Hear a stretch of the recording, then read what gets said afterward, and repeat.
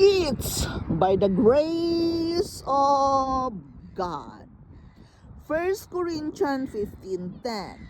But by the grace of God, I am what I am, and His grace to me was not without effect.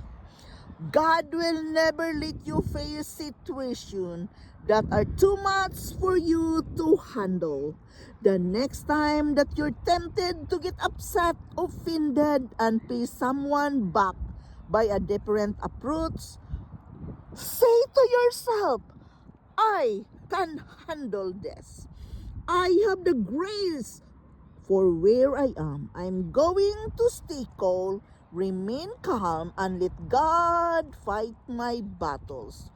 When you do that, you'll see His blessings, His favor, and His goodness on your life.